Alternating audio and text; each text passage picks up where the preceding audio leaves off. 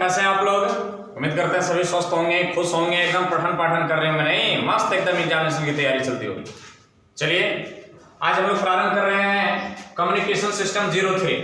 Communication system 03 आपने 01 देखा history and terminology, 02 देखा टर्मिनोलॉजी, और आज हम लोग देख रहे हैं 03 के अंतर्गत प्रोपेगेशन ऑफ वेव और सिग्नल और इलेक्ट्रोमैग्नेटिक वेव।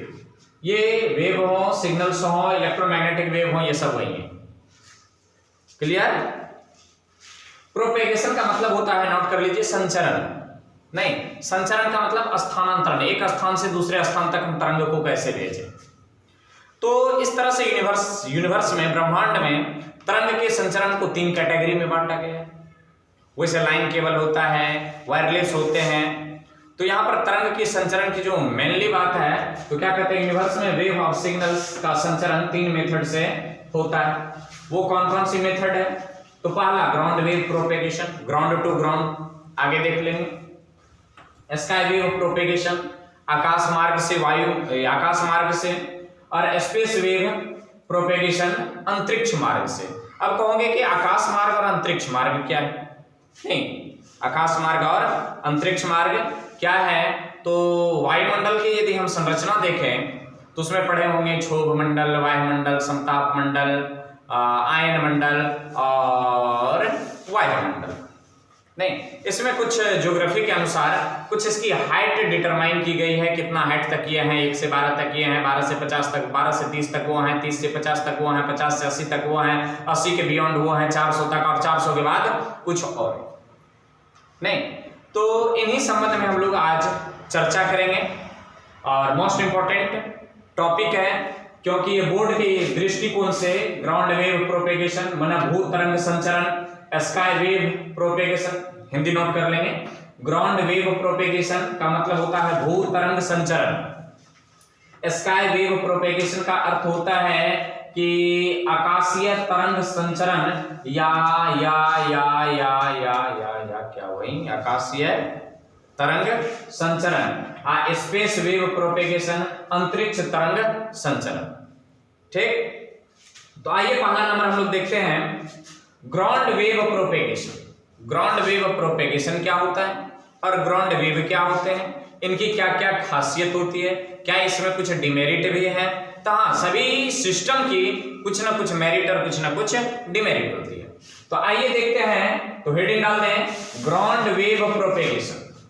गौर से सुने, ग्राउंड वेव प्रोपेगेशन। यदि आप पिछला लेक्चर नहीं देखे हैं तो डिस्क्रिप्शन में जाएं, डिस्क्रिप्शन में आपको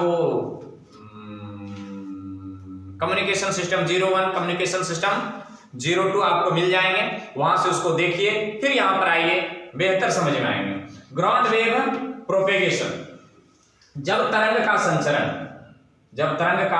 संचरण ट्रांसमिशन एंटीना से, मतलब ट्रांसमीटर एंटीना, मिशन नहीं होनी चाहिए, ट्रांसमीटर एंटीना से रिसीवर एंटीना। और ट्रांसमीटर क्या होते हैं, पिछले लेक्चर में भी देखे हम लोग। देखिए रिसीवर क्या होती है, अपन देखे हैं रिसीवर क्या होती है, और ब्लॉक डायग्राम देखे हैं कम्युनिकेशन सिस्टम का। मोस्ट इंपॉर्टेंट, तो क्या कहता है कि जब तरंग का संचरण ट्रांसमीटर एंटीना से रिसीवर एंटीना तक, ट्रांसमीटर एंटीना जो छोड़ता है तरंग को, और रिसीवर एंटीना जो तरंग को ग्रहण करता है, कैच करता है, दोनों में क्या होते हैं कि मैसेज वेव होते हैं। ये मैसेज वेव को लेता है, मैसेज सिग्नल को लेता है, और ये मैसेज सिग्नल को छोड़ता है। ब्लॉक डायग्राम में आप देखेंगे। तो जब तरंग का संचरण ट्रांसमीटर एंटीना से रिसीवर एंटीना तक पृथ्वी के हॉरिजेंटल प्लेन के समानांतर, माने पृथ्वी के तल के समानांतर, पृथ्वी के तल के समानांतर, पृथ्वी के तल के समानांतर, ऐसे नहीं, कुछ एंगल पर नहीं, पृथ्वी के तल के समानांतर, जैसे जैसे पृथ्वी जा रही है ऐसे ऐसे यदि तरंग का संचरण हो जाए तो इस मेथड को हम लोग कहते हैं ग्राउंड वेव प्रोपेगेशन, भू तरंग संचरण। कोई तकलीफ? भू तरंग किसको कहेंगे? छोटी सी डिफिनेशन पूछ ली जाती है बोर्ड में। वैसा तरंग जिसका संचरण, इसी के आधार पर परिभाषा इनका निकाला गया है, वैसा तरंग जिसका संचरण पृथ्वी के, यहां पर के छूट गया है, पृथ्वी के हॉरिजेंटल प्लेन के समानांतर होता है उसे ग्राउंड वेव या भू तरंग कहते हैं, उसे ग्राउंड वेव या भू तरंग कहते हैं। क्लियर इस साइड? आइए इस तरफ देखते हैं, इनके कुछ खासियत होते हैं, गुण के बारे में लिखा हुआ क्या कहता है, इसका एटोनेशन अधिक होता है, ये गुण नहीं, इसका डिमेरिट है, नहीं ये इनका क्या है, अवगुण है, इसका एटोनेशन अधिक होता है। एटोनेशन क्या कि इसकी क्या कहते हैं कि प्रबलता घट जाती है। पिछले रोज देखे हैं एटोनेशन क्या होती है, जब तरंग माध्यम से गुजरती है तो क्या होते हैं कि देखे होंगे कैसे ऐसे पिछले लेक्चर में बताए थे, तो क्या होता है अर्थेड हो जाता है, अर्थेड हो जाने से उसका पावर जो है वो सीज हो जाता है, मतलब वेवलेंथ जो सॉरी उसकी जो फ्रीक्वेंसी होती है वो घट जाती है, फ्रीक्वेंसी घट जाती है, एनर्जी घट जाती है, फ्रीक्वेंसी घट जाती है, तो ये इनके अवगुण है, इसका एटोनेशन अधिक होता है। अगला कहता है इसमें रिसीवर तथा ट्रांसमिशन एंटीना, ट्रांसमीटर, इसमें रिसीवर तथा ट्रांसमीटर एंटीना निकट होना चाहिए, जैसा कि आप फिगर में देख रहे हैं, काफी नजदीक नजदीक। यदि ये ज्यादा दूर हो जाएगा ना तो तरंग आएंगे पृथ्वी को छू लेंगे, पृथ्वी को छू लेंगे तो ये क्या हो जाएगा, इसका एनर्जी सीज हो जाएगा, एनर्जी जब सीज हो जाएगा तो फ्रीक्वेंसी घट जाएंगे, फ्रीक्वेंसी घट जाएंगे तो ये लंबी दूरी तय नहीं कर पाएंगे। क्लियर? तो इसमें रिसीवर तथा ट्रांसमीटर एंटीना निकट होना चाहिए। एंटीना क्या होता है पिछले लेक्चर में भी हम लोग चर्चा कर चुके हैं, इस पर चर्चा करने की जरूरत नहीं है। इसका वेवलेंथ अधिक होता है, वेवलेंथ क्या होता है, अधिक होता है, तो फ्रीक्वेंसी इनकी कम होती है, और ये इनके डिमेरिट भी है। फ्रीक्वेंसी अधिक होने के कारण ये क्या होता है, ऐसा वेवलेंथ अधिक होता है जिसके कारण यह मुड़ सकता है, इसको जिधर मोड़ना चाहे उधर ये क्या हो जाता है, मुड़ जाता है, इसलिए तो इसका एटोनेशन ज्यादा हो जाता है, ये मुड़ भी सकते हैं। ठीक, एटोनेशन ज्यादा। कहते हैं कि ये मौसम से प्रभावित नहीं होता है, दिन हो, रात हो, बरसात हो, धूप हो, प्रभु जी की माया, कहीं धूप कहीं छाया, कैसे भी मौसम क्यों नहीं हो तो ये प्रभावित नहीं होता है। क्लियर? इस प्रकार के वेव की फ्रीक्वेंसी कम होती है, कम नहीं बहुत कम होती है, इस प्रकार के वेव की फ्रीक्वेंसी कम नहीं बहुत कम होती है।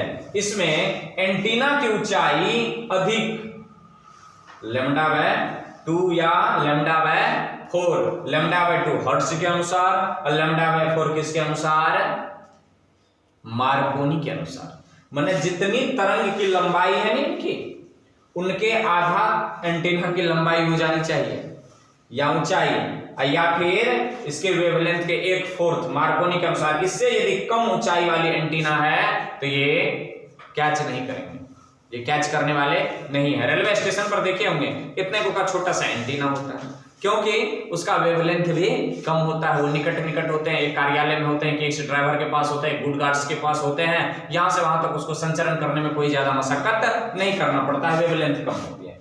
तो अधिक मतलब λ/2 या λ/4 होता है।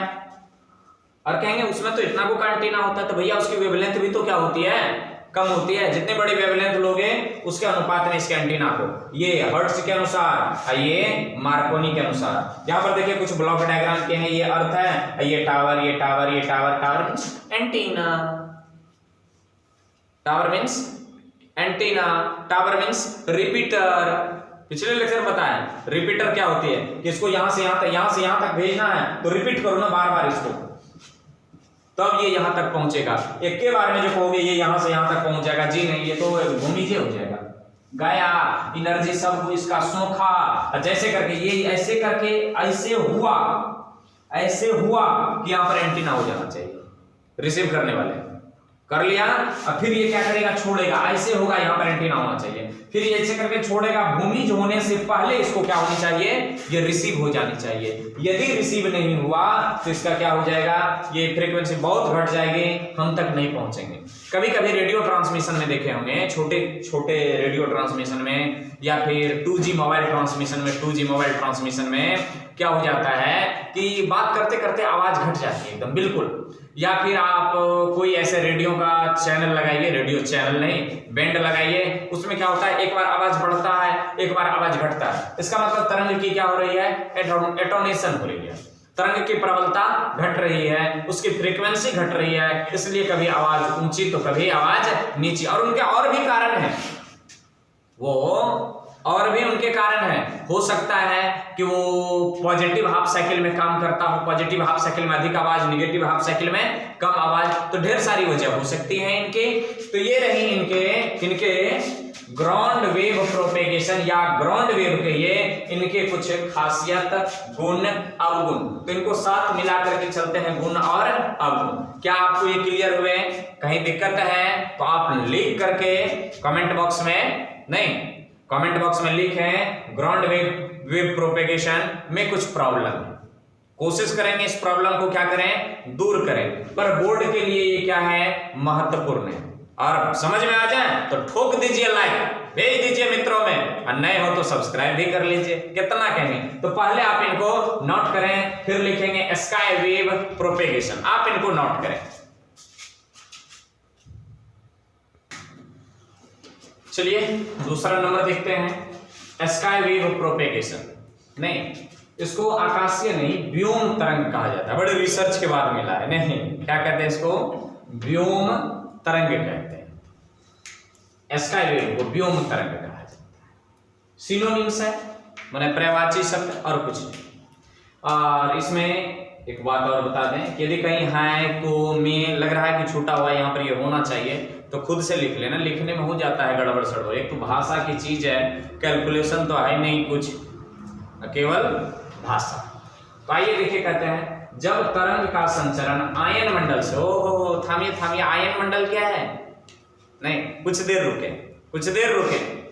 आयन मंडल से आयन के द्वारा तरंग के परावर्तन के कारण होता है, तो उसे स्काई वेव प्रोपेगेशन कहते हैं। आयन मंडल में आयन पाए जाते हैं, आयंस, इलेक्ट्रॉन्स, प्रोटॉन्स, पॉजिट्रॉन्स, विभिन्न गैसों के ion molecules, hydrogen ions, helium ions. नहीं, तो ये क्या कहते हैं कि जब तरंग का संचरण आयन मंडल से, घबराना नहीं, आयन मंडल क्या बताएंगे, आयन मंडल से आयन के द्वारा तरंग के परावर्तन के कारण होता है, तो उसे स्काई वेव प्रोपेगेशन कहते हैं। स्काई वेव किसको कहेंगे, वैसा तरंग जिसका संचरण आयन मंडल से होता है, जिसका संचरण आयन मंडल से होता है, उसे तो नहीं लगेगा, उसे स्काई वेव कहते हैं, उसे स्काई वेव कहते हैं। आइए नोट में कुछ अध्ययन करते हैं। और नोट ऐसी बात नहीं कि सिलेबस में नहीं है, ये ऑलरेडी बुक में लिखी हुई है। यहां से प्रश्न पूछे जा सकते हैं, जिन जिन टर्म से प्रश्न आते हैं मैंने उन टर्म को यहां पर लिखा है। ऑब्जेक्टिव महत्वपूर्ण है। हमारे वायुमंडल को विभिन्न परतों में बांटा गया है, वैसे मेंशन है 5 परतों में, पर किसने अध्ययन किया पूरे परत का, नहीं, तभी रिसर्च करना बाकी है। आप पढ़िए, आप रिसर्च करें, इसलिए मैंने आपके लिए छोड़ दिया विभिन्न, वरना लिखने के लिए 5 लिखे तो 5 ही हैं, लिखते यहाँ पर 5 परतों में बांटा गया है। पर आप सर्च कीजिए ना, छठा भी हो सकता है। पढ़ो बढ़िया से, मोबाइल कम चलाओ। तो हमारे वायुमंडल में विभिन्न परतों, हमारे वायुमंडल को विभिन्न परतों में बांटा गया, वो कौन कौन सी मंडल है, नहीं, रामप्रसाद मंडल, गणेश मंडल, ओ ये कौन सी, ये गांव घर का मंडल हो रहा है, नहीं ना ना ना, ये जाति वाला मंडल नहीं, ये मंडल है, मंडल का मतलब परिसीमन। क्षोभ मंडल, पहला नंबर क्या है, क्षोभ मंडल, इसको ट्रोपोस्फेयर कहते हैं, ट्रोपोस्फेयर अंग्रेजी में, क्षोभ मंडल, ट्रोपोस्फेयर। हाइट देखिए, हाइट फ्रॉम अर्थ सरफेस, माना धरातल से इसकी ऊंचाई कितनी है, तो 0 से 12 किलोमीटर तक जाएंगे ऊपर, तो क्या मिलेगा आपको, क्षोभ मंडल देखने को मिलेगा। देख लेते हैं इसकी कुछ खासियत है क्या। TEMP टेम्परेचर, टेम्परेचर क्या है कि 17 डिग्री सेल्सियस से 50 डिग्री सेल्सियस तक होता है। नीचे 17 डिग्री सेल्सियस, ऊपर बढ़िए, क्या ऊपर बढ़ते हैं तो टेम्परेचर बढ़ते जाता है, ना ना ना ना, शायद ये कंसेप्ट भी क्या है, गलत है। हमेशा हर एक जगह वायुमंडल में टेम्परेचर एक समान नहीं है। तो टेम्परेचर 17 डिग्री सेल्सियस से 50 डिग्री सेल्सियस तक, ये उत्तरदायी किसके लिए है, यह मौसमी घटना, मौसमी संतरा सेब ये नहीं, सीजन मौसमी घटना, ये क्या कहते हैं, यह जलवायु परिवर्तन के लिए उत्तरदायी है, मौसमी घटना के लिए उत्तरदायी है। जलवायु परिवर्तन कहते हैं, जलवायु परिवर्तन, कौन बर्तन आने वाला है, यह जलवायु परिवर्तन के लिए उत्तरदायी होते हैं या मौसमी घटनाओं के लिए उत्तरदायी होते हैं। जाड़ा आना, ठंडा आना, बरसात आना वगैरह वगैरह वगैरह वगैरह। हमारे बादल भी इसी मंडल में आते हैं। बादल बुझ गए, बादल जो मेघ लगा होते हैं, वर्षा झमझम झमझम झमझम टिप टिप वर्षा पानी ना, ये इसी मंडल की वजह से। आइए दूसरा मंडल देखते हैं, कौन सा मंडल है ये? समताप मंडल। कौन सी मंडल? समताप मंडल। इसको कहते हैं स्ट्रेटोस्फीयर। इसकी ऊंचाई देख लीजिए, हाइट मैंने 12 किलोमीटर तक तो यहीं चला ट्रोपोस्फीयर, तो 12 किलोमीटर के बाद ना अब तो 12 किलोमीटर से 50 किलोमीटर तक फ्रॉम अर्थ सरफेस से 12 किलोमीटर से लीजिए और 50 किलोमीटर तक जाइए। तो 12 से 50 किलोमीटर फ्रॉम को हटाइए, निकाल दीजिए। 12 से 50 किलोमीटर तक इसकी ऊंचाई। 0 से 12 तक कौन? ट्रोपोस्फीयर। 12 से 50 तक समताप मंडल। यही इसकी महत्वपूर्ण चीजें। यहां पर देखिए, यह धूल रहित, मैंने इसमें धूल कण भी नहीं होता है, पूरा स्वच्छ। ऐसे करके देखेंगे ना तो बहुत दूर तक शायद इसी मंडल में भगवान और रहते हैं। टीवी वगैरह में जो इंद्रलोक देखते हैं कितना साफ सुथरा दिखाई पड़ता है, शायद यही मंडल है। नहीं, इसी मंडल में भगवान वगैरह रहते हैं। पता नहीं अब कहाँ रहते हैं, नहीं रहते, जाएंगे तो देखेंगे कभी ऊपर। तो क्या कहते हैं, इसका ताप देखिए, तो हाइट 12 से 50, ताप -50 डिग्री सेल्सियस। ओए ओए ओए ओए, क्या हो रहा है यहाँ? 50 डिग्री सेल्सियस। यहाँ कितना? -50 डिग्री सेल्सियस से 7 डिग्री सेल्सियस। बहुत कम ताप होते हैं, समताप मंडल। ठंड सिटिर सिटिर सिटिर सिटिर। इसलिए देखे होंगे कि टीवी वगैरह में जब इंद्र भगवान की सभा लगी होती है तो वहां देखे होंगे कुहासा और चलता है, ऐसे करके बादल को टार करके जाते हैं, भगवान लोग आते हैं नारायण नारायण करते करते देखे होंगे, ऐसे करके और नरदा ऐसे करके टाप, नारद, नरदा नहीं, नारद ऐसे करके बादल वगैरह को टार करके आते हैं। ये कंसेप्ट गलत है कि भगवान वहीं पर है, भगवान कहाँ नहीं है, वैसे आपको बता रहे थे। देखने से लगता है, इसलिए कहता है कि धूल रहित, जलवाष्प रहित। जब जलवाष्प आइए नहीं तो कोहरा कहां से आएगा? बिल्कुल साफ, एकदम बिल्कुल एकदम साफ, विजिबिलिटी क्लियर, 100 किलोमीटर विजिबिलिटी। इसी लेयर में आगे देखिए, इसी लेयर में 30 किलोमीटर से 12 से शुरू होता है 50 तक, तो 12 से जाइए 12, 18, 30, 18 किलोमीटर के बाद 30 किलोमीटर से 50 किलोमीटर तक ऑक्सीजन की मोटी परत होती है, एकदम मोटा ऑक्सीजन का परत होता है, जिसे ओजेनोस्फीयर या ओजोन मंडल, O3 ओजोन लेयर, इसी को ओजोन लेयर, ओजोन मंडल कहते हैं। कौन सी मंडल? ओजोन मंडल। इसी ओजोन मंडल का क्या करते हैं ज्योग्राफी वाले गुरुजी साहब, इसी ओजोन मंडल को तीसरे नंबर के मंडल कह देते हैं। कितने नंबर के? तीसरे नंबर के। तो एवं प्रकार से यदि देखें तब तो अपने पास 6 मंडल हो जाएंगे। ये ओजोन मंडल जो है ये किसमें पाए जाते हैं? समताप मंडल में। याद रखना, 30 किलोमीटर से 50 किलोमीटर की ऊंचाई। आइए दूसरा मंडल, मध्य मंडल, जिसको मीजोस्फीयर कहते हैं। क्या कहते हैं? मीजोस्फीयर। इसमें कोई खास क्रियाकलाप नहीं होती इसमें, इसलिए कि टेम्परेचर बहुत कम है। टेम्परेचर क्या है? बहुत कम है टेम्परेचर। हाइट देख लीजिए, 50 किलोमीटर से 80 किलोमीटर ऊंचाई तक। 0 से 12 तक ट्रोपोस्फीयर, 12 से 50 तक स्ट्रेटोस्फीयर और 50 से 80 तक मीजोस्फीयर। -7 डिग्री सेल्सियस से -93 डिग्री सेल्सियस तक कोई खास आकाशीय घटना इस लेयर में नहीं होती, क्योंकि टेम्परेचर बहुत कम है। आई बात समझ में? आइए देखते हैं आयन मंडल। यहां पर देखिए हमने कवर कर दिए हैं, इसके बारे में और ढेर सारी चीज पढ़नी है, जो कि हमें इसी मंडल के से काम है। किससे? इसी आयन मंडल से। यहां पर देखिए यह आयन मंडल। आयन मंडल में कौन? तो आयन क्या होता है? तो तरंग का परावर्तन। नहीं, तो हमें इसी आयन मंडल से लेना देना है। तो आयन मंडल की ऊंचाई 80 किलोमीटर से 400 किलोमीटर तक होती है। टेम्परेचर, निचले टेम्परेचर -93 डिग्री सेल्सियस, अधिक से अधिक 427 डिग्री सेल्सियस ताप होता है। काफी वेरिएशन टेम्परेचर में, और काफी कुछ इस मंडल में होता है।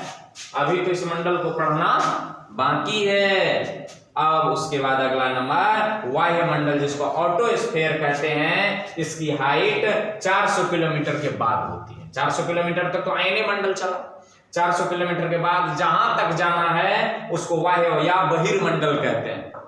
वायुमंडल, इसी को अंतरिक्ष या स्पेस कहा जाता है। क्या अंतरिक्ष की ऊंचाई यही होती है? भैया अंतरिक्ष कोई इतना को का घर नहीं ना है, अंतरिक्ष हमारा पटना नहीं ना है, अंतरिक्ष हमारा नालंदा नहीं ना है, अंतरिक्ष हमारा बेगूसराय तो नहीं ना है, अंतरिक्ष हमारे बरौनी थोड़ी है, कितने को का होगा। वहां से चल जाइए जहां तक जा सकते हैं, बस उसी को क्या कहते हैं, अपना अंतरिक्ष कहते हैं, आने वाला है।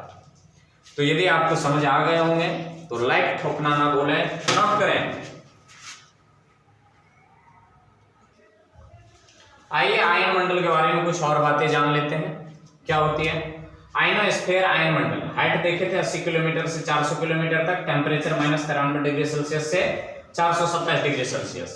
कहता है आयन मंडल में प्रेजेंट गैसियस मॉलिक्यूल्स जो आयन मंडल में उपस्थित है, सूर्य से आने वाली यूवी लाइट, अल्ट्रावायलेट लाइट, परावैंगनी किरणें, एक्स रेज आदि के कारण आयोनाइज्ड माने आयनीकृत हो जाते हैं। आयनीकृत हो जाते हैं। एक्स किरण की ये गुण होती है कि जिधर से जाता है तो अपने गैसियस मॉलिक्यूल्स को क्या करते जाते हैं, आयनीकृत करते जाते हैं। ठीक, तो आयन मंडल में प्रेजेंट गैसियस मॉलिक्यूल सूर्य से आने वाली प्रकाश माने हाई एनर्जेटिक रेज की वजह से ये क्या हो जाते हैं, आयनीकृत हो जाते हैं। जैसे हाइड्रोजन आयन, हीलियम आयन, तभी बताए आयनीकृत हो जाते हैं। आगे देखिए, जब दो विपरीत प्रकृति के आयंस, क्लाउड माने आयंस का भंडार, क्लाउड थोक कांटेक्ट में आते हैं, माने एक दूसरे के संपर्क में आते हैं, विपरीत प्रकृति के आते हैं, तो स्पार्किंग, जिसको चिंगारी कहते हैं, स्पार्किंग या लाइटिंग, उसी को क्या कहते हैं, लाइटिंग। मतलब क्या है, बिजली चमकना तथा थंडरिंग माने तड़ित या गर्जन होती है। माने चिंगारी जैसे देखे हमें कि एक बैटरी का एक नेगेटिव पोल लीजिए, एक पॉजिटिव टर्मिनल लीजिए, दोनों को एक बार सटाइए तो पटाक भी करता है और लाइट भी निकलता है। वही कहानी यहाँ पर होती है। तो आप एक चीज याद रखेंगे, बिजली का चमकना और मेघ का गरजना, मेघ गरजता नहीं, आयन गरजते।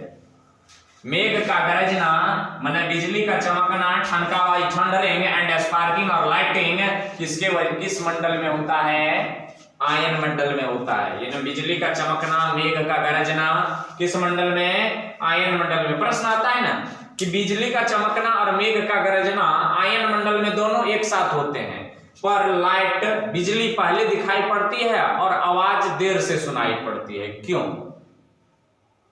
तो लाइट का जो स्पीड होता है वो अधिक होता है, जिसके कारण वो जल्दी आ जाते हैं और लाइट को चलने के लिए ये निर्वात में भी चलते हैं, इन्हें माध्यम की कोई आवश्यकता होती नहीं है। पर साउंड को गमन करने के लिए किसकी आवश्यकता होती है, माध्यम की आवश्यकता होती है। तो वायुमंडल में कहीं कहीं तो माध्यम ही नहीं होता है, निर्वात हो जाते हैं। तो इसलिए तड़का की आवाज देर से आती है और लाइटिंग माने बिजली का चमकना पहले। पर देखिए, लाइटिंग और बिजली का चमकना और मेघ का गरजना दोनों किस मंडल की घटना है, आयन मंडल की घटना है। आइए यहाँ पर आयन हो जाते हैं, आयन क्लाउड बनता है, किसकी वजह से, तो सूर्य से आने वाली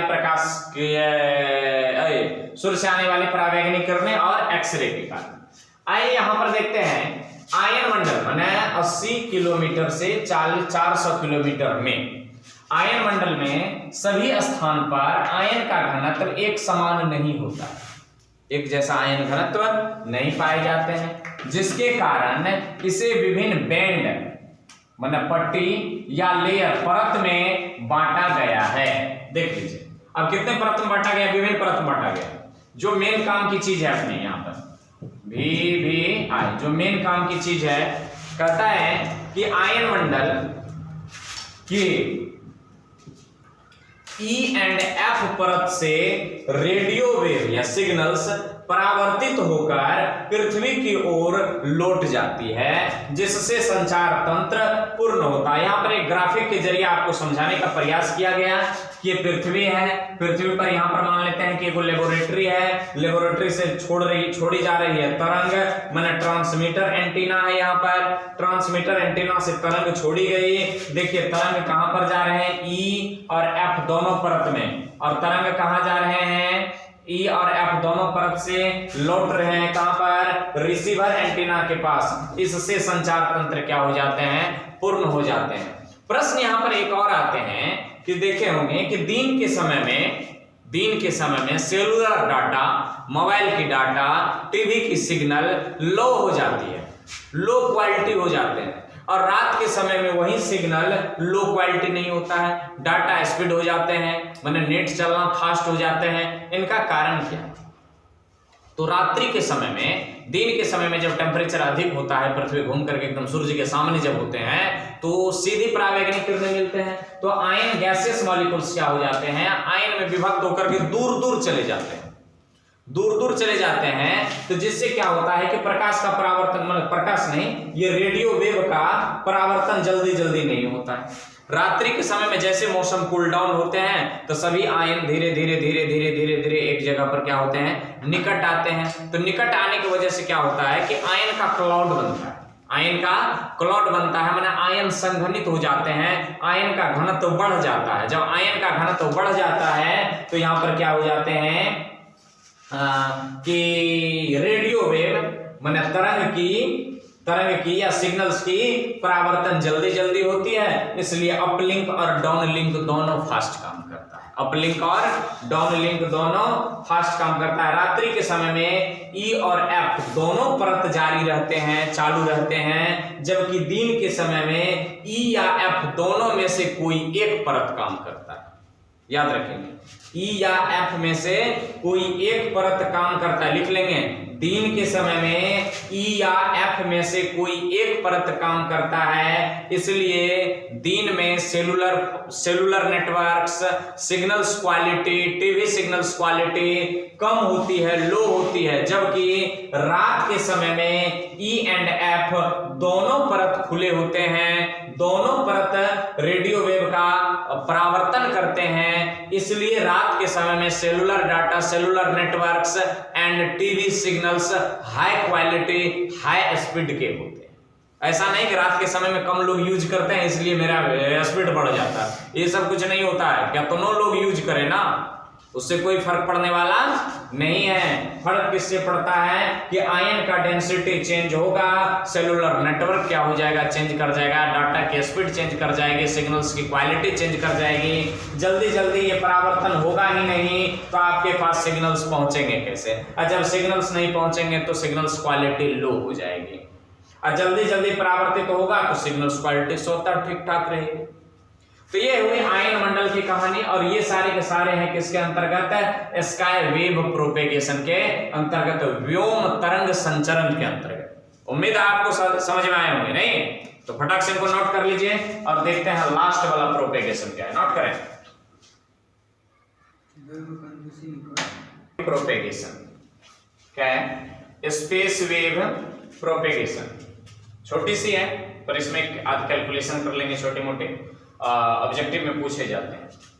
कैलकुलेशन, जब तरंग का संचरण अंतरिक्ष से होता है तो उसे स्पेस प्रोपेगेशन कहते हैं। अंतरिक्ष के बारे में बताए थे कि वायुमंडल माने 400 किलोमीटर से ऊपर, वैसा वेव जिसका संचरण वायुमंडल या अंतरिक्ष से होता है उसे स्पेस वेव कहते हैं। फिर से देख लीजिए, जब तरंग का संचरण अंतरिक्ष माने वायुमंडल 400 किलोमीटर से ऊपर से होता है तो उसे स्पेस वेव प्रोपेगेशन कहते हैं। वैसा वेव जिसका संचरण वायुमंडल या अंतरिक्ष से होता है उसे स्पेस वेव कहते हैं। इसके संचरण के लिए, माने इस प्रकार के संचरण के लिए सैटेलाइट लगाए जाते हैं। ये सैटेलाइट सिस्टम पर काम करता है। कौन से सिस्टम पर? सैटेलाइट सिस्टम पर काम करता है। देखिए जरा कि मान लेते हैं ये पृथ्वी है, इसमें ज्यादा टावर नहीं होते हैं, पृथ्वी है, ये मान लेते हैं ये पृथ्वी की क्या है, केंद्र है, त्रिज्या आर है, त्रिज्या आर है, ये भी त्रिज्या क्या है, आर है। यहां पर एक टावर लगाए गए हैं जो ट्रांसमिशन टावर है।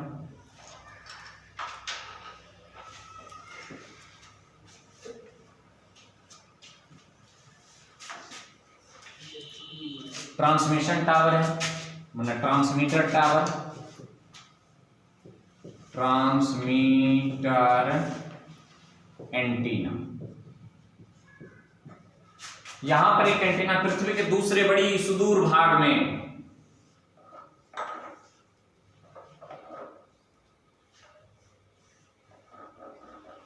यहां पर एंटीना ऐसे करके खड़ा कर दिए।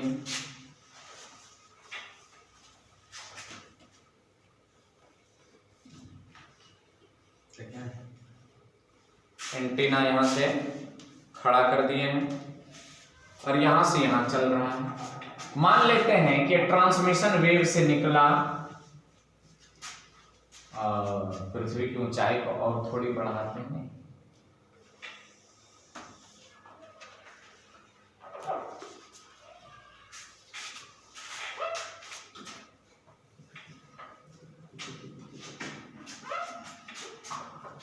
ट्रांसमीटर एंटीना तक पहुंचा। यहां ये डिस्टेंस मान लेते हैं, ये डिस्टेंस मान लेते हैं dm है।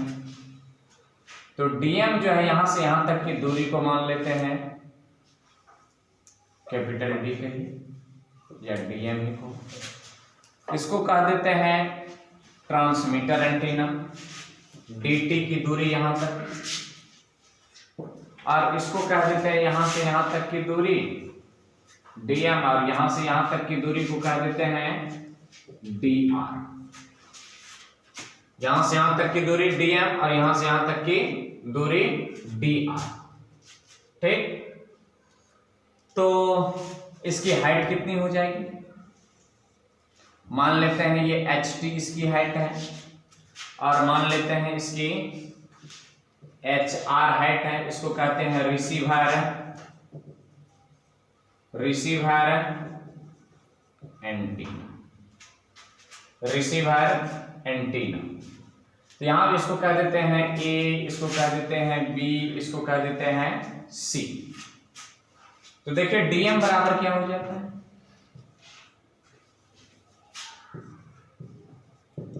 dm बराबर dt plus dr, dt plus dr। t का मतलब transmitter antenna, height of transmitter antenna, और r माने हाइट ऑफ रिसीवर एंटीना। तो यहां से यदि हम बात कर लें तो यहां से यहां तक की पूरी लंबाई क्या हो जाती है dt, और r क्या है? Radius of earth. तो यदि हम यहां से ये निकालना चाहें इंट्रेंगल ए बी ओ, किसमें देखें? ए बी ओ में। तो क्या हो जाएगा हमें ए बी ओ में r प्लस एच टी का होल स्क्वायर बराबर आर स्क्वायर प्लस dt का स्क्वायर। इसको बढ़ाते हैं तो R square A square plus B square plus 2ab बराबर आर स्क्वायर प्लस dt का स्क्वायर। कुछ मरने वाला है? कुछ मरने वाला है? हाँ, आर स्क्वायर से आर स्क्वायर मिलेगा, इसको इधर ले जाएंगे तो dt स्क्वायर बराबर क्या हो जाएगा?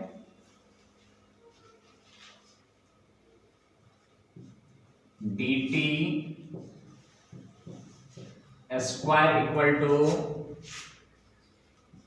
2r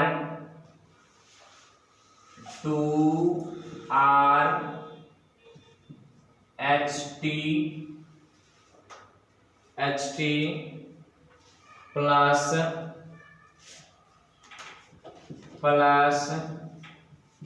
ht का स्क्वायर। इनमें से क्या करते हैं अपन? कॉमन ले लेते हैं, ht को कॉमन ले लेते हैं। तो dt स्क्वायर बराबर क्या हो जाना है? ht इंटू 2r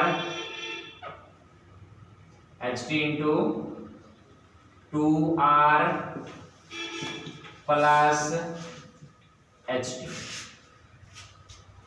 इसको इस साइड यदि भेज दें एच टी बराबर क्या हो जाना,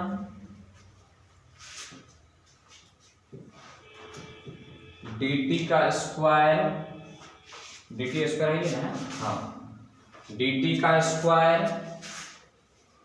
बटा, यहां से एच टी को बाहर निकाल लो, तो 2r plus H T. If H T very very very very less than R, तो यहां पर एच टी इक्वल टू क्या हो जाएगा, डी टी का स्क्वायर बटे 2, D T square equal to 2r H T. तो D T equal to under root 2r H T. ये एक एंटीना के कारण कवर क्षेत्र, एक एंटीना के कारण कवर क्षेत्र, याद रखना इसको। फिर इसी तरह से निकालेंगे dr, तो इसी प्रकार क्या हो जाएगा, यहां पर हम लिखते हैं इसी प्रकार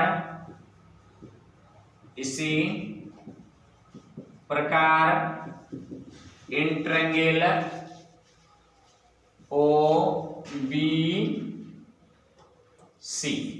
OBC में क्या निकल जाना है, dr equal to 2rhr under root में निकलना है, निकलेगा।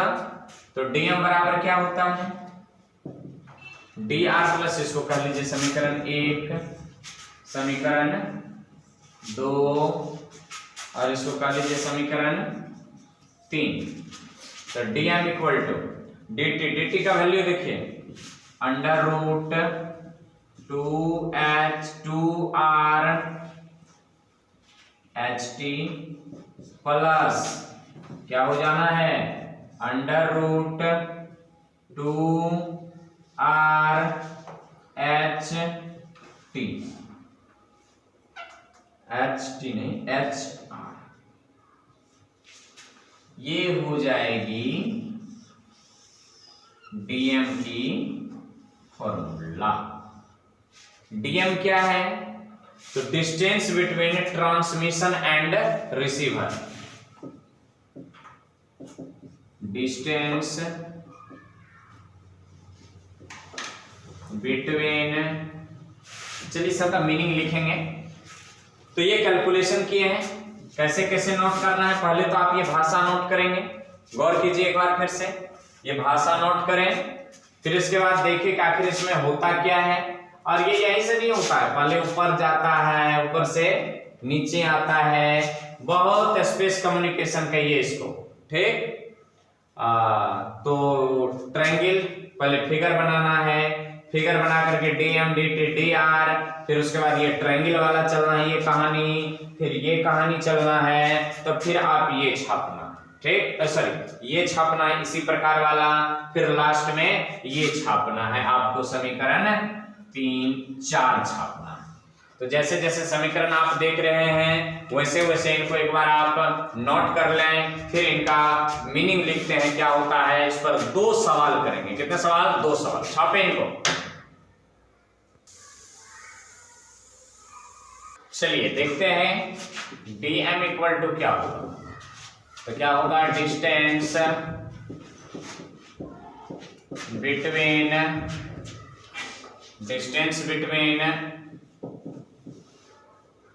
Transmitter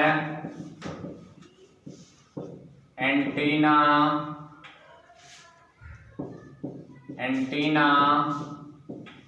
and receiver antenna. तो यहां पर क्या है, HT height of transmitter antenna, transmitter, इसको थोड़ा पीछे से लिखते नहीं, H T equal to height of transmitter antenna. H R क्या है, height of receiver antenna. R क्या है, रेडियस ऑफ अर्थ 6400 किलोमीटर। और क्या बच गया, dt क्या है, डिस्टेंस कवर्ड बाय ट्रांसमीटर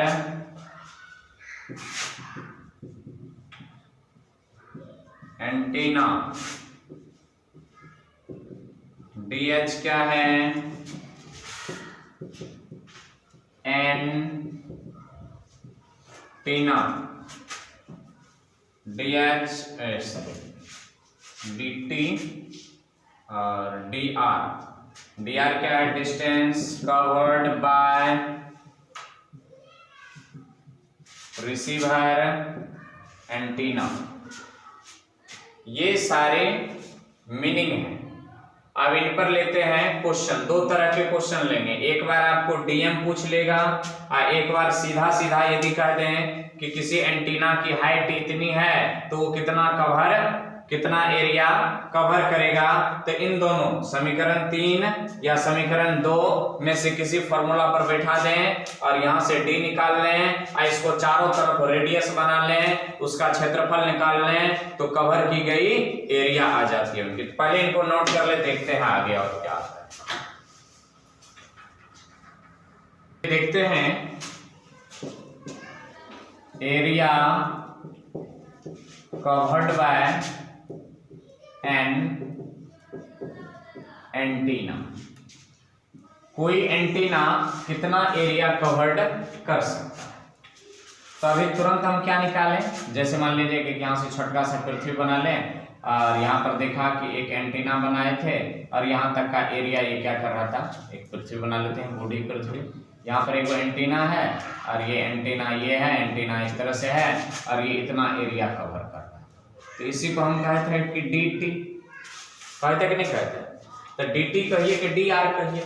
तो ये डी आर, तो इसको क्या कीजिए कि एक डी टी को रेडियस मानिए और इससे क्या खींचिए, एक वृत्त खींचिए। तो एरिया कवर्ड बाय क्या हो जाएगा, तो area equal to covered area, तो ये वृत्त का एरिया क्या हो जाता है, area A equal to 2 pi R ना, पाई आर स्क्वायर। हाँ, वृत्त का क्षेत्रफल क्या होता है, पाई आर स्क्वायर। तो पाई आर स्क्वायर, तो ए बराबर क्या हो जाएगा, तो पाई है, आर की जगह पर क्या लिखेंगे, तो डी टी का स्क्वायर या पाई डी आर का स्क्वायर। तो एरिया बराबर क्या हो जाएगा, पाई और डी टी की जगह पर क्या लिख लें, किसी एक को लिख लेते हैं, 2 √2 आर एच, दोनों में से किसी एक को लिख लिए, एच मान लिए यहां पर, नहीं इसका क्या हो जाएगा स्क्वायर। तो एरिया इक्वल टू क्या हो जाएगा, पाई स्क्वायर से रूट हट गया तो इंटू 2 आर एच, तो क्या हो गया A equal to 2 pi R H. H equal to क्या है, हाइट ऑफ एंटीना। इतना एरिया ये कवर कर लेगा, इतना एरिया ये कवर कर लेगा। प्रभावित जनसंख्या, प्रभावित जनसंख्या बराबर क्या हो जाएगा, प्रभावित जनसंख्या बराबर जनसंख्या घनत्व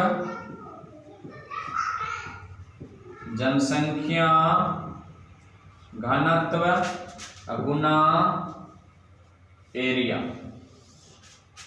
तो जनसंख्या प्रभावित जनसंख्या बराबर, तो जनसंख्या घनत्व गुना एरिया। तो जनसंख्या घनत्व दिया होगा, जनसंख्या घनत्व गुना 2πr। जनसंख्या प्रभावित जनसंख्या घनत्व को यदि हम कुछ नहीं, ये मेन फॉर्मूला आ गया। तो प्रभावित एरिया कितना क्षेत्र प्रभावित होगा, माने कितना क्षेत्र को कवर करेगा, और कितना जनसंख्या प्रभावित होगा, तो उस जनसंख्या के उस क्षेत्र के जनसंख्या घनत्व से यदि उस क्षेत्र में गुना कर देंगे तो क्या निकल जाएगा, प्रभावित जनसंख्या निकल जाएगा। माने इस यदि टावर की ऊंचाई इतना हो तो कितना लोग टीवी देख सकता है, तो 1 किलोमीटर में कितना लोग है प्रति वर्ग किलोमीटर में, तो उससे गुना कर दीजिए उस वर्ग किलोमीटर के क्षेत्रफल से, तो वो निकल जाती है। आइए इस पर छोटे मोटे 2 सवाल लेते हैं, एक बोर्ड में पूछी गई है और एक अन्य एग्जाम्पल ले लेते हैं। तो फटाक से आप पहले नोट कर ले, सबको इरेज कर देंगे। चलिए क्वेश्चन लिए हैं कि पृथ्वी के किसी स्थान पर एक टीवी प्रेषण माने ट्रांसमिशन टावर की ऊंचाई 245 मीटर है, 245 मीटर है। क्वेश्चन के पास देखिए, जितनी अधिकतम दूरी तक इस टावर का प्रसारण पहुंचेगा वह है। नहीं, तो आइए देखते हैं, दूरी ने पूछा है, एरिया नहीं ने पूछा है, दूरी पूछा है। कितने दूरी तक पहुंचेगा, तो चलते हैं, हमसे पूछा है dt डिस्टेंस ऑफ ट्रांसमिशन। तो हम क्या जानते हैं, dt बराबर भैया √2r/h t। तो dt इक्वल टू हो जाता है √2 इंटू, ये किस में दिया हुआ है, मीटर में है ना, तो मीटर में है, इसको किलोमीटर में बदलने में क्या फायदा है कि नहीं है, रहने दीजिए।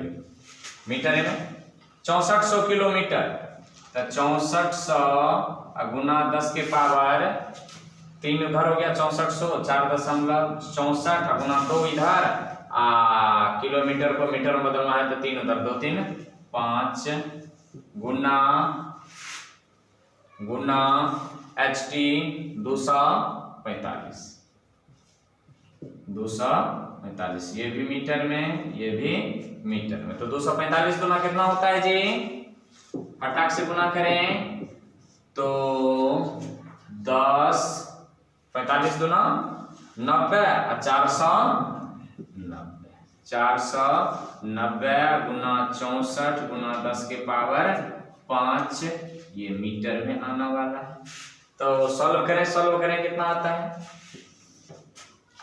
तो 5 इधर इसको दे दें, 1 0 इसको इधर दे दें, तो हो जाएगा ये 6, तो 6 में से 3 बाहर निकल जाएगा।